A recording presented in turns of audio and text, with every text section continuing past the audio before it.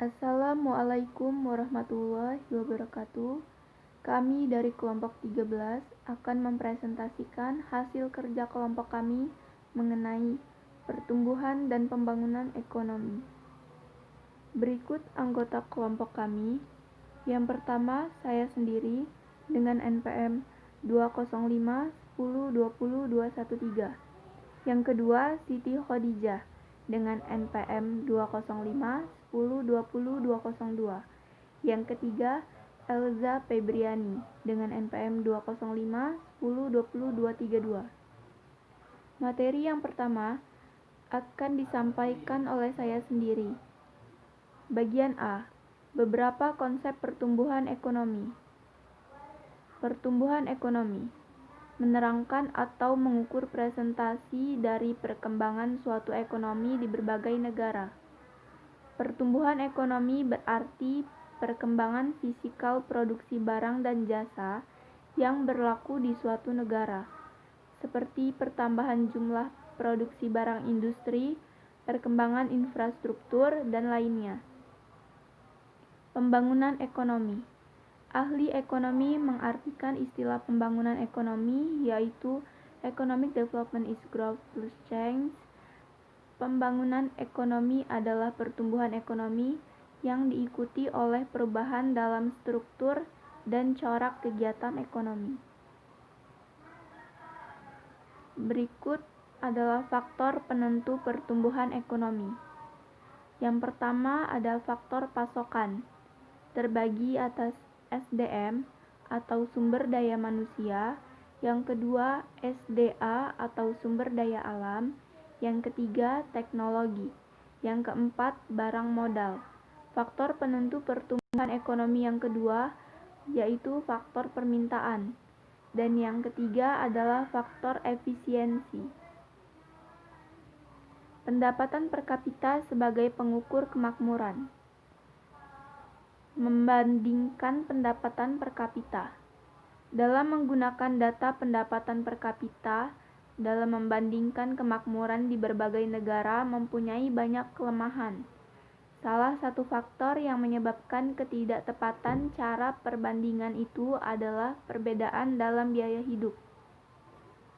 Pendapatan per kapita dan cara perhitungannya. Pendapatan rata-rata penduduk suatu negara pada suatu masa tertentu, nilainya diperoleh dengan membagi nilai produk domestik bruto yang disingkat PDB atau produk nasional bruto yang disingkat PNB, suatu tahun tertentu dengan jumlah penduduk pada tahun tersebut. Perhitungannya sebagai berikut. Yang pertama, PDB per kapita sama dengan PDB per jumlah penduduk. Yang kedua, PNB per kapita sama dengan PDB per jumlah penduduk. Baiklah, materi selanjutnya yaitu teori para ahli ekonomi. Yang pertama, teori pertumbuhan klasik. Tokoh terkemuka Adam Smith memiliki anggapan bahwa perekonomian penduduk dalam suatu negara akan dapat meraih titik tertinggi melalui sistem liberal. Sistem tersebut terdiri dari dua unsur utama, yakni pertumbuhan penduduk dan pertumbuhan output. Yang kedua yaitu teori neoklasik.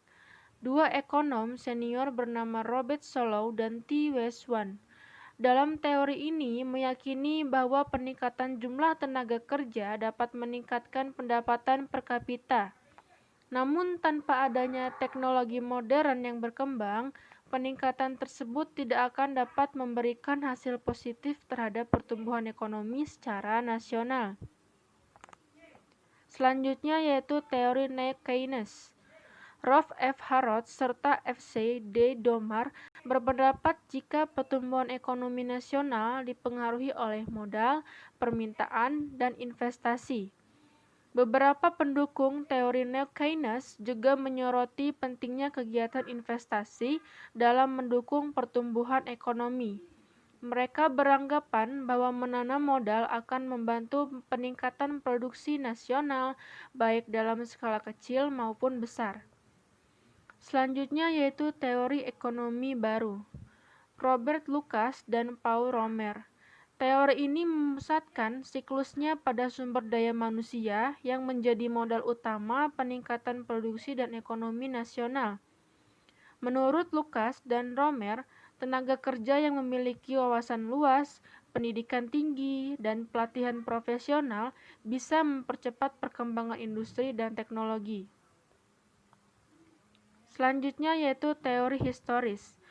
Karl Bucher, Werner Sombart, dan Friedrich List Karl Baker mencetuskan teorinya bahwa pertumbuhan ekonomi nasional dipengaruhi oleh hubungan antara produsen dan konsumen melalui tingkat rumah tangga tertutup, kota, kemasyarakatan, hingga dunia. Lanjutkan materi tentang B. Masalah pembangunan di negara berkembang. Yang pertama, pertanian tradisional. Cara bercocok tanam masih tradisional. Semua ini menyebabkan tingkat produktivitas masih rendah dan merupakan faktor penting yang menimbulkan pendapatan yang rendah dan kemiskinan meluas. 2. Kekurangan dana modal dan modal fisikal. Bukan saja mengurangi pesatan pembangunan perekonomian dapat dilaksanakan, tetapi juga menyebabkan kesukaran kepada negara tersebut untuk keluar dari keadaan kemiskinan. Yang ketiga, perkembangan penduduk pesat. Tingkat pertumbuhan penduduk negara-negara berkembang mencapai rata-rata lebih dari 2%, menimbulkan masalah eksplosi atau peledakan penduduk di negara-negara berkembang. 4. Masalah institusi, sosial, kebudayaan, dan politik. Faktor-faktor sosial dan kebudayaan seringkali menyebabkan masyarakat tidak bertindak secara rasional. Berbagai bentuk perubahan institusional adalah penting untuk mempercepat dan mempertinggi efisiensi pembangunan ekonomi. C. Kebijakan mempercepat pembangunan. Yang pertama, mengembangkan infrastruktur. Untuk mewujudkan hal ini, sistem bank perlu dikembangkan. Pasaran keuangan seperti pasaran saham dan pasaran bond dapat memberikan sumbangan penting kepada usaha meningkatkan tabungan, menarik investor asing sebagai salah satu usaha untuk mempercepat perkembangan investasi. Yang kedua, meningkatkan taraf pendidikan masyarakat. Sumbangan dari taraf pendidikan yang semakin meningkat kepada pertumbuhan ekonomi adalah yang pertama, manajemen perusahaan-perusahaan modern yang dikembangkan semakin efisien. Yang kedua, penggunaan teknologi modern dalam kegiatan ekonomi dapat lebih cepat berkembang dan lainnya. Yang ketiga, mengembangkan institusi yang mendorong pembangunan. Institusi adalah norma atau aturan dalam pranata berbentuk tertulis, yaitu Undang-Undang Dasar, Undang-Undang yang berlaku, sanksi sesuai hukum resmi yang berlaku, dan hukum tidak tertulis, yaitu hukum adat, kebiasaan yang berlaku, sanksinya ialah sanksi sosial atau moral. Yang terakhir, merumuskan dan melaksanakan perencanaan ekonomi. Kebijakan pemerintah yang konvensional yaitu kebijakan fiskal dan kebijakan moneter. Terima kasih sudah mendengarkan penjelasan kami. Jika ada salah kata kami mohon maaf. Kami akhiri. Wassalamualaikum warahmatullahi wabarakatuh.